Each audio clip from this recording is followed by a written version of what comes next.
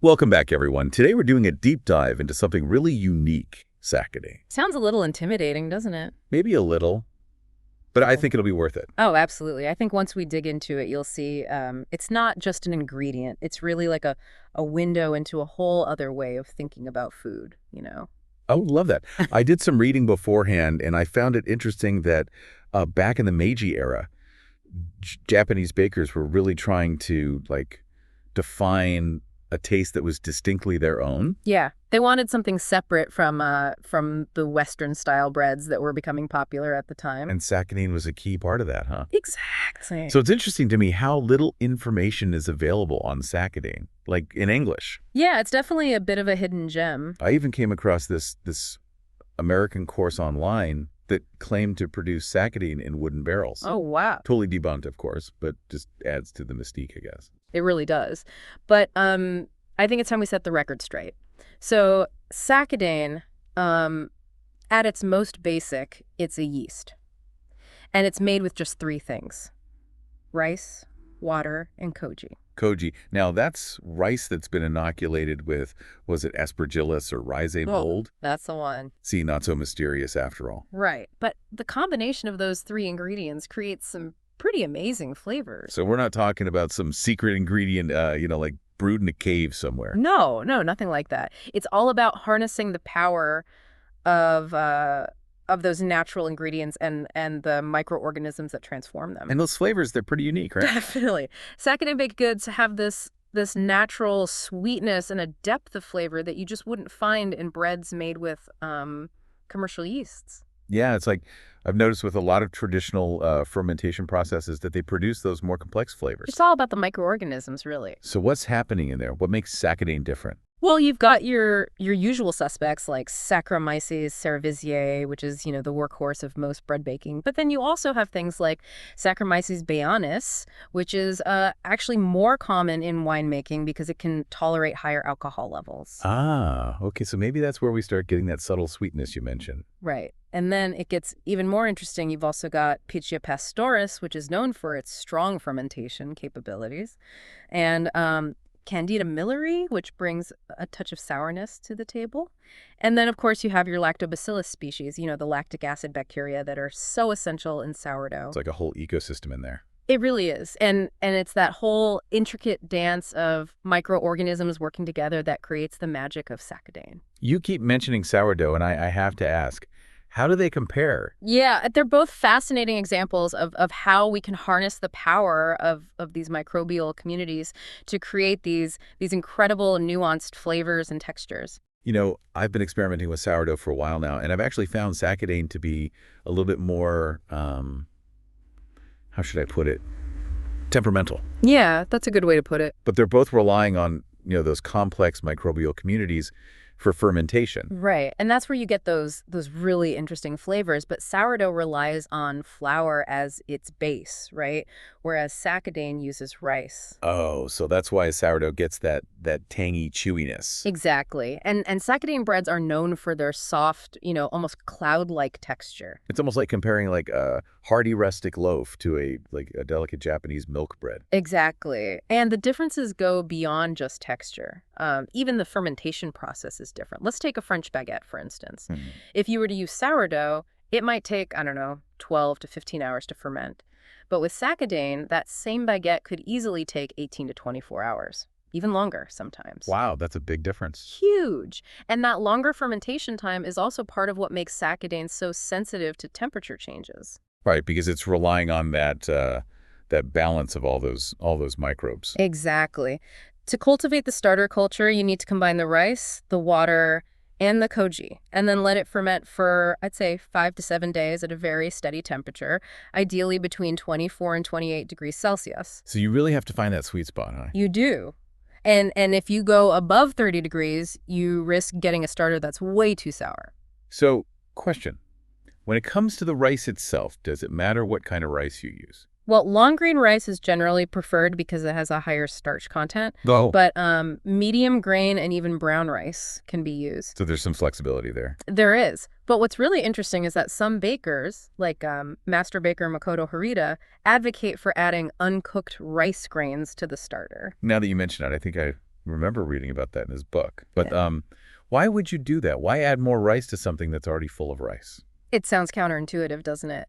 But the uncooked rice actually provides more surface area for the microbes to colonize. So you end up with a more diverse microbial community, and ultimately that leads to more complex flavors in the final bread. So it's like creating a little microbial terroir right within the starter itself. Exactly. And it really speaks to that level of precision and intentionality that goes into these traditional fermentation techniques.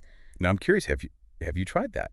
Adding uncooked rice to your Sakadane starter? I haven't, actually. I've been pretty happy with the results I've gotten just using the traditional method. Sure. But, I'm always open to experimenting. And I think that's part of what makes working with something like Sakadane so exciting. There's always more to learn. Absolutely.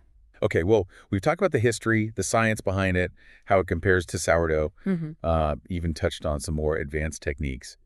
But I think it's time we get into the practical side of things. Let's do it. Like, how do you actually make this Sakadane starter from scratch? All right, well, it all starts with the koji. You'll need to get your hands on some dried koji, which is pretty easy to find these days. You can get it online or at most Asian grocery stores. Then you'll need to cook some rice. Long grain is usually best, but you can experiment with other types too. So like regular white rice that I'd make for dinner. Exactly, but the important thing is to make sure it's not too mushy. We want it al dente. Perfect. You want those distinct grains. Once the rice is cooked and cooled down, you mix it with the koji and water in a clean container. Any sterile container. Just make sure it's sterilized, to prevent any unwanted bacteria from getting in. Right, makes sense. And what about the ratio? Usually it's 1.1.1. So equal parts rice, koji, and water. Easy enough. But you can always adjust it a little depending on how moist your rice is. A little bit of a baker's intuition comes in handy here. That's what I love about baking. There's a science to it, but also an art. Exactly. And now comes the hard part. You have to let this mixture sit and ferment for 5 to 7 days. In a warm place, right? Yes. Ideally somewhere between 24 and 28 degrees Celsius. I gotta say, those first few days of waiting for the starter to do its thing, they can be tough. Like watching paint dry. It's definitely a test of patience, but a little peeking is okay. You'll want to keep an eye out for signs of fermentation. What kind of signs? You should see little bubbles forming on the surface. And you'll notice this sweet, slightly alcoholic aroma. Like sake? Sort of. It's a good sign that things are moving along. Okay, so after those long few days of waiting, we've got our Sakadane starter, right? Not quite. We need to feed it to keep those microbes happy and active. Feed it? What do we feed a starter? More cooked rice and water. It's like giving them a fresh supply of food. Interesting. I've noticed that my Sakadane starter can be kind of finicky, even more so than my sourdough starter. Yeah, a lot of people say that it's all about maintaining that balance of microorganisms. So the feeding is kind of like making sure everyone gets along. That's a good way to put it. It ensures consistent and predictable fermentation when you actually use it in your bread dough. But with Sakadane, that balance seems to be extra delicate. So it's not as simple as grabbing a packet of yeast from the store. Not at all. But there's something really special about working with these traditional methods, like you're connecting with the history of bread making. Absolutely. Yeah. So once we have this starter going, how do we actually bake with it? Well, you would typically use a portion of your active starter in your bread recipe, just like you would with a sourdough starter. So just scoop some out and mix it in? Pretty much. The Right. exact amount will vary depending on the recipe and how strong your starter is. Makes sense. What about the rest of the starter? What do we do with that? Back in the fridge it goes. Storing it in the fridge slows down the fermentation process. Kind of puts it to sleep, right? Exactly. You can keep it in there and it'll stay happy as long as you remember to feed it regularly, just like you would with your sourdough starter. Okay, so we've created our starter. We're feeding it, keeping it alive. Yeah. But now I want to know, what does bread made with Sakadane actually taste like? Ah, the moment of truth. Sakadane breads are famous for their incredible softness. The texture is like a pillow or a cloud. It's that soft. It really is. And it has a delicate crumb structure. Yeah? And then there's that sweetness that we talked about. It's a really unique flavor that comes from that rice-based fermentation. I remember the first time I had milk bread made with Sakadane. It really was like biting into a cloud. It's a completely different experience compared to bread made with commercial yeast. And the flavor, well, it's not just sweet.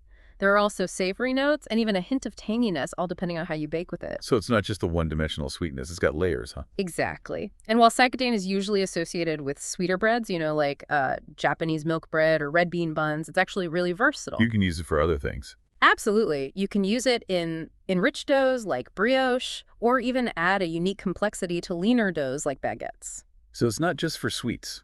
That's good to know. Now, you mentioned earlier that Sakadane can be a bit more, challenging to work with than other yeasts. What makes it so temperamental? One of the biggest things is its sensitivity to temperature, like we talked about before. Remember how it relies on that delicate balance of wild yeasts and bacteria? Right. Well, that makes it much more sensitive to changes in temperature than, say, commercial yeast. Because those are, like, bred for consistency, right? Exactly. So when you're working with Sakadane, it's really important to keep the temperature stable during fermentation. Makes sense. So basically, find a warm spot and be patient. Pretty much. A lot of bakers use a proofer, but a warm corner of your kitchen can work too. And yeah, patience is key. Sakadane fermentations can take much longer than those using commercial yeast. So we have to embrace the slow food movement, I guess. Exactly. It's all about trusting the process. So we've talked about the challenges, but what about the rewards? What makes all this effort worth it? Yeah, why bother with all this when I can just buy a packet of yeast? For me, it's the flavor. There's just nothing quite like the unique combination of sweetness, savoriness, and tanginess that you get from Sakadane fermentation. And of course, the texture is incredible. Like we said, nothing beats that cloud-like texture. Exactly. But it's more than just that. It's also about the connection you feel to the history of bread making when you work with these traditional ingredients. It's like you're tapping into something bigger than yourself, right? I think so. So for our listeners out there who are feeling inspired to give Sakadane a try, what advice would you give them? Yeah, where do we even start? Well, I always recommend starting simple. Maybe try a basic milk bread or a Hokkaido milk roll. Those are pretty forgiving recipes, and they'll give you a good feel for how Sakadane behaves. Okay, start simple. Right. And don't be afraid to play around with different types of rice and flour. Find what works best for you. So experimentation is key. Absolutely. And most importantly, be patient. Remember, Sakadane is a living ingredient. It needs time to work its magic. Good advice. Yeah. And I think it's worth remembering that even if your first loaf isn't perfect, that's okay. Definitely. It's all part of the learning process. And the journey is just as important as the destination, right? We've covered so much about this fascinating yeast, but I'm curious, stepping back for a moment, what does this growing interest in Sakadane tell us about, the bigger picture of culinary trends? It's a really good question. I think there's a real shift happening right now. Like, what do you mean? Well, we're seeing this resurgence of this appreciation for traditional and artisanal food production methods. People are becoming more and more interested in where their food comes from and how it's made. Right, like they want that real authentic experience. Exactly. They're craving those authentic flavors and experiences, those things that you just can't get from, mass production. It's like a pushback against that generic mass-produced food that's everywhere. Yeah, I think so. And Sakadane, it really fits perfectly into that whole trend. It represents a slow, deliberate process. It's like you can't rush it. You can't. It requires patience, skill, a deep understanding of the ingredients. It's not something you can just easily replicate on a huge scale, So it's almost like a quiet act of rebellion in a way, like embracing these traditional methods. Yeah, I think there's definitely an element of that. It's about reclaiming our culinary heritage and celebrating all the diversity of flavors and techniques that exist around the world, It's about slowing down, appreciating the journey. It's not just about the destination, right? It's about how you get there. Exactly. And baking with Sakadane is a whole multi-sensory experience. It's about feeling the dough come alive in your hands, smelling that sweet fermented aroma in your kitchen, and then savoring those complex flavors that develop as the bread bakes. You're making me hungry. It's about tapping into this deeper appreciation for the whole craft of bread making, That's beautifully said. I think you've really hit the nail on the head. Sakadane is more than just a yeast. It's a symbol, Yes. It's a testament to the power of tradition, a celebration of real craftsmanship, and a reminder that the best things in life take time. I couldn't agree more. Well, that wraps up our deep dive into the world of Sakadane. I hope you all learned something new today and maybe even feel inspired to try it out for yourselves. I hope so too. Until next time, happy baking, everyone.